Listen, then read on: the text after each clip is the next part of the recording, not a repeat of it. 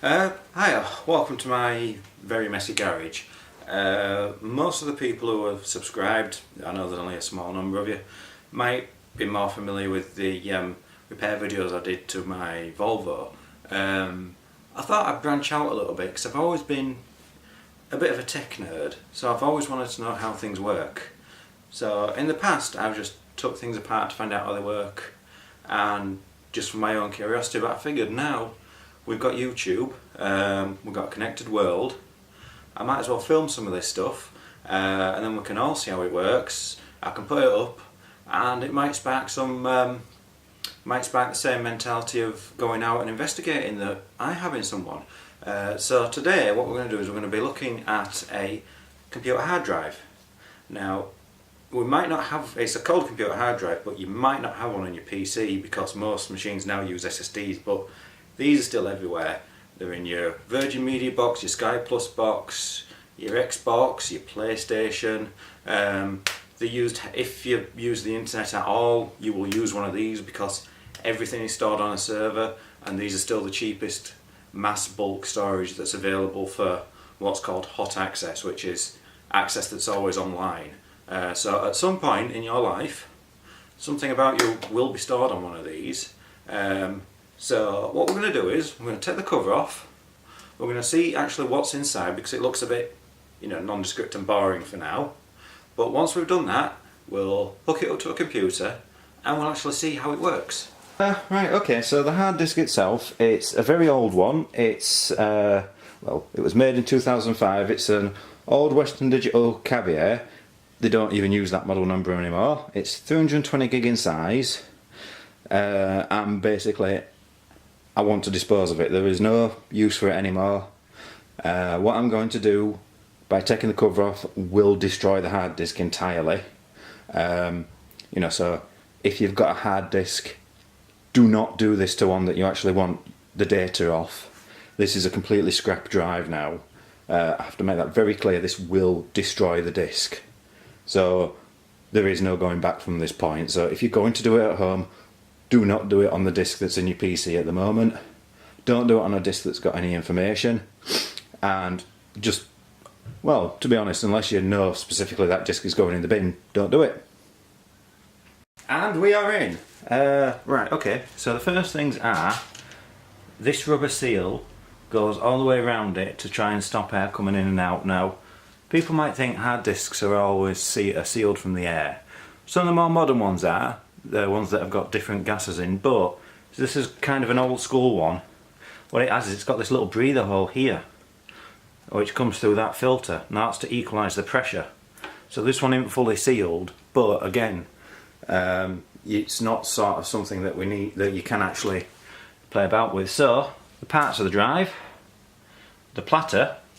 In this drive there are 3 platters, I'll show you them in a second. The read-write head, so there's a read-write head for each platter, and what's called the controller and the thing that moves the read-write head around. Now this is actually called a voice coil. Same sort of idea as in a speaker, ironically. So you've probably seen videos on YouTube of people wiring these up and making the arm move and making a hard disk play music. So now I'll show you why this hard disk will not survive this journey.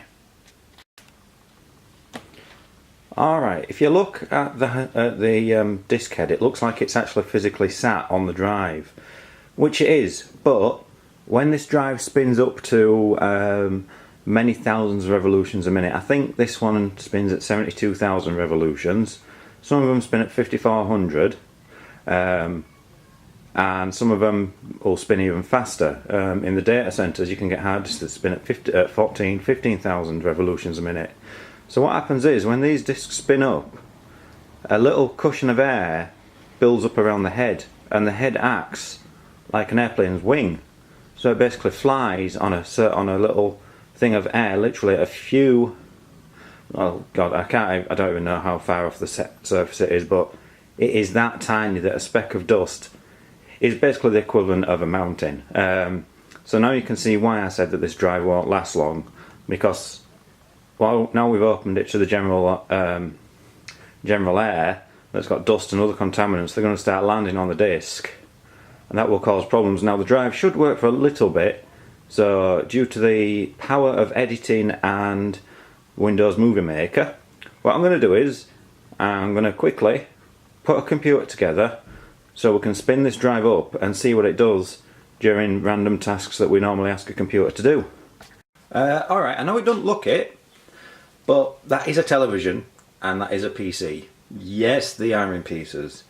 Why? Well, the PC is an old Proliant server which was going to be recased in something else, but that project's gone on hold, and the television has been taken out of its case for something a bit special.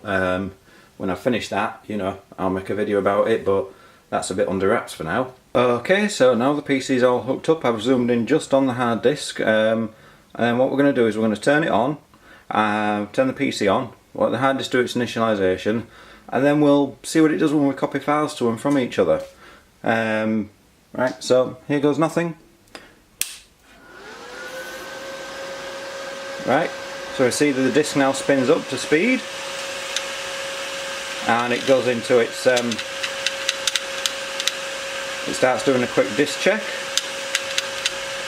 So what we'll do is now the PC is booted into its BIOS, and we'll see what it does when it gets into the OS. This bit can take a while, so what I'm going to do is I'm actually going to fast forward this bit because it is a bit boring.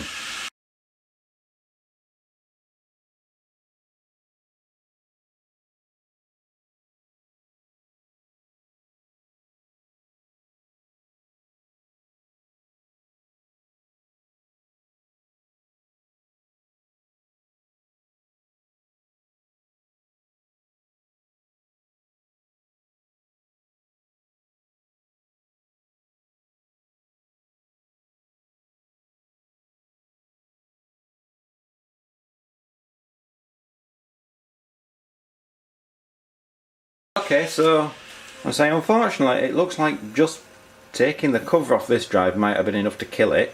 So we'll just see what because what it's doing now is this clicking generally isn't a good sign.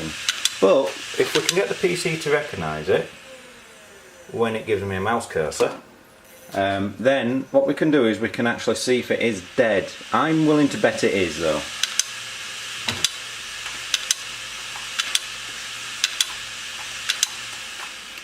Okay, unfortunately as it died and I couldn't show it copying data backwards and forwards, this is a bit of a fail, but you know, we saw the drive spin up, you saw it move its arm, you saw it do its bits, so you know, you've got an idea of how they work.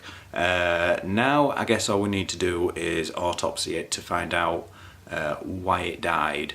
Now I'm going to say I've took a quick look at the drive and I'm going to bring it up to face height, and I don't know if you can see it on here because it's reflective, but there is a line all the way around the platter about there where my finger is, and what's happened is it looks like some dust has got on the platter, and as I said before, because the tolerance isn't that tight, the dust has hit the head while it was moving, and that's caused the head to effectively crash into the surface of the disc, and it's dug the disc up on that bit and it's damaged the disc head, so the disc head can't read or write anymore. This is a pretty common failure in hard disks, especially if they're open like this, which, you know, again, you should never do. But what we need to do now is, obviously, I'm going to try and get some photos of this, and if I can get them, I'm going to edit the video now so you can see the photos showing the damage. You know, it's a bit hard to do because it's reflective, but I'll try shining lights on it and stuff like that.